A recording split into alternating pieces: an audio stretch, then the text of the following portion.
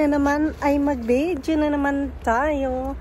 At ako'y pauwi na sa ating bahay. Ayan guys. Today is Thursday. Aray. Andito ko ngayon guys sa kotse. At magandang araw. Medyo malamig.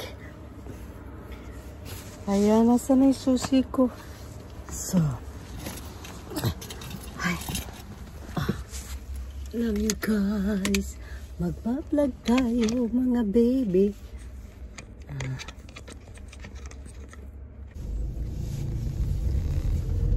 Hi guys, naputol ako kanina. At pauwi na ako guys sa bahay, galing work. Medyo abang nagdadrive tayo, magkikwentuhan muna tayo mga guys. Dahil grabe na ang guys, ang mga nangyayari sa atin sa Pinas.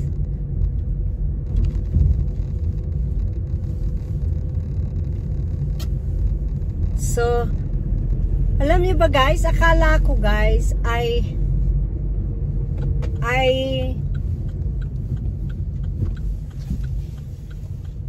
ingat muna tayo.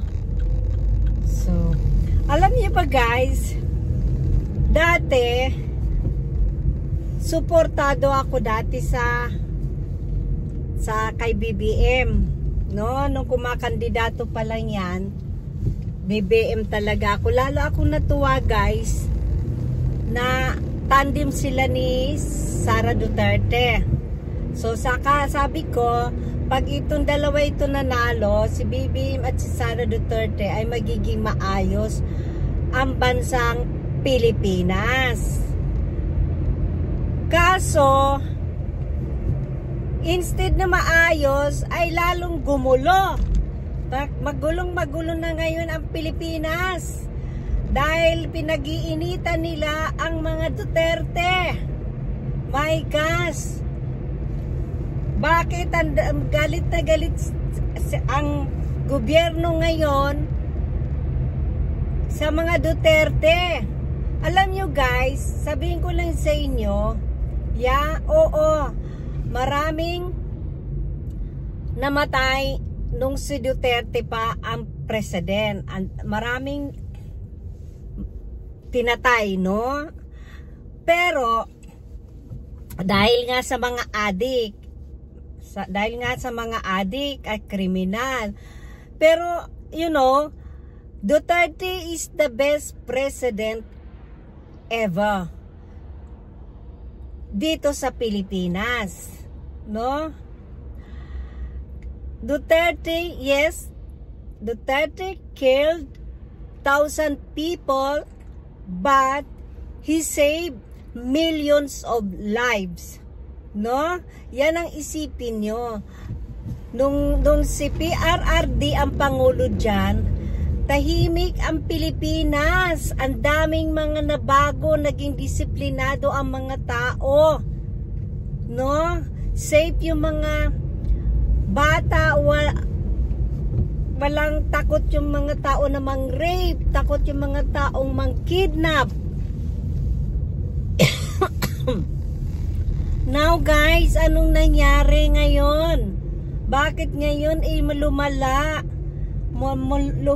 ang mga drugs sa Pilipinas? Lumala ang mga kidnapping. Lumala ang mga kriminal. Why?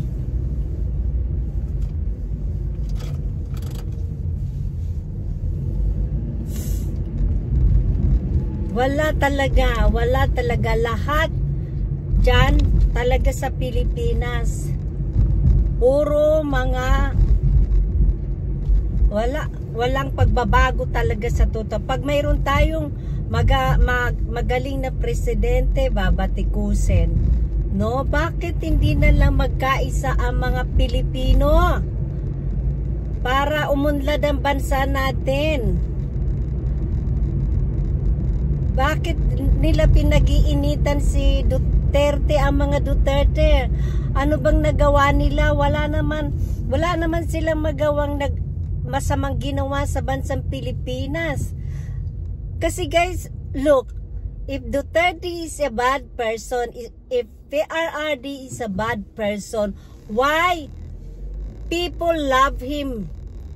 No? Why a lot of people, almost 70% people in the Philippines love Duterte kung masama siyang presidente? Alam nyo guys, alam nyo na nakakahiya kasi pati dito sa Germany, alam na dito sa Germany na ang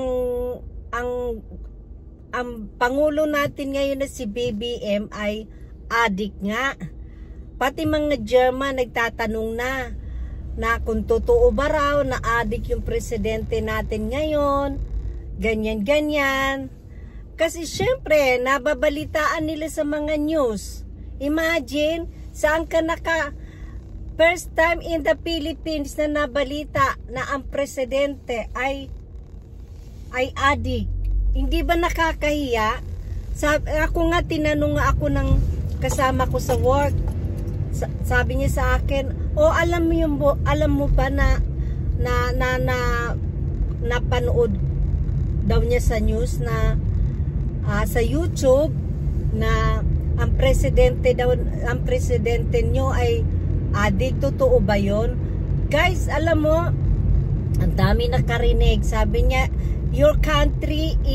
sabi niya sa akin, your country is full of corruption and now addict people is more and more in the Philippines. No safe country anymore. Your country is not safe anymore. Sabi pa naman ganun sa akin. Tapos syempre, Pilipina ako, syempre nahihiya ako dahil syempre tatanungin ka ng ganun. So, alam mo, ang sinagot ko na lang sa kasama ko sa work na German, sinagot ko na lang na, sabi ko, wala akong pakialam kung ano man nangyayari sa Pilipinas. Kahit naman sino ang maupo dyan. Sabi kong ganun sa kanya. Hindi na mababago ang Pilipinas. Sayang nga lang at si PRRD ay matanda na at hindi na naging presidente, no? Kasi talaga nakita talaga ng pagbabago ang Pilipinas nung si PRRD ang presidente. Pati mga foreigner, alam yan lahat, pati mga foreigner nakita talaga kung gaano ka-safe ang Pilipinas nung si PRRD ang pangulo natin. Kahit dyan sa airport, no? Kahit dyan sa airport noon, nung hindi pa si PRRD ang pangulo dyan, takot yung mga foreigner na pumunta ng Pilipinas dahil dyan sa tanimbala na yan. Tapos, nung si PRRD na at gumanda ang Pilipinas at nawala ng tanimbala, kumbaga nabuhay uli ang mga foreigner na pumunta dyan sa Pilipinas. Ngayon naman na si BBM ang president natin, ayaw na mga foreigner na pumunta dyan. Kasi kinikidnap, pinapatay. Tapos dyan sa airport daw, ang daming mga kuskus, balungos, taniman na naman ng bala. So ngayon, sino nga naman ang gaganahan na pumunta dyan? Kaya sabi ko, nako, Diyos mio Santissima, sabi ko, ang mga politika talaga sa atin, wala. Hindi na lang magkaisa, magtulungan. Alam nyo dito sa Germany, talagang kung pwede ko lang dali ng buong pamilya ko dito ng walang problema, dadaling ko na dito buong pamilya ko sa Germany. Para talaga dito, safe ka talaga rito. Tsaka dito, disiplinado ang mga tao. Dito guys, ang mga politiki dito hindi mga kurap, kasi pag nangurap sila at laman nila yan dito, kulong ka. Kulong ka dito kahit mayaman ka, milyonaryo ka, ang batas dito pare-parehas. Yan lang ang masasabi ko. Sana naman matapos na yung gulo na yan dyan sa Pilipinas. Kasi ayan, kagaya niyan si PRRD nakakulong ngayon sa The Hague, Netherlands. My gosh, di ba kayo nag-awa dun sa tao? Matanda na yon, may sakit pa. Pero God knows kung sino ang matino at kung sino ang walang kasalanan. Hindi pa intulutan ng Panginoon na manaig ang masama kaysa sa kabutihan. Kaya pray lang tayo guys na sana umasenso na ang Pilipinas at sana matigil na yung mga away dyan, mga gulo. Kapwa Pilipino nag-aaway-away. Hindi na lang magkaisa para umunlad ang bansang Pilipinas. So guys, that's all for today ang video ko at thank you sa mga nanonood ko. Ano ko lang to guys, reaction ko lang ya, disclaimer, wag nyo akong ibabas dahil reaction ko lang yan guys, kasi dito araw-araw kami mga Pilipina na nandito sa Europe, lahat pinapanood namin ang mga news dyan sa nangyayari sa Pilipinas. Kaya by next month, punta kami ng Netherlands. Suporta kay PRRD. Yan, maraming Pilipina pupunta doon. First week ng April. 5 bus ng mga Pilipina pupunta ng Netherlands para magsuporta kay PRRD. So guys, that's all for today, and sa lahat ng mga friend ko sa YouTube, thank you for watching my vlog. Ingat po tayo dyan guys.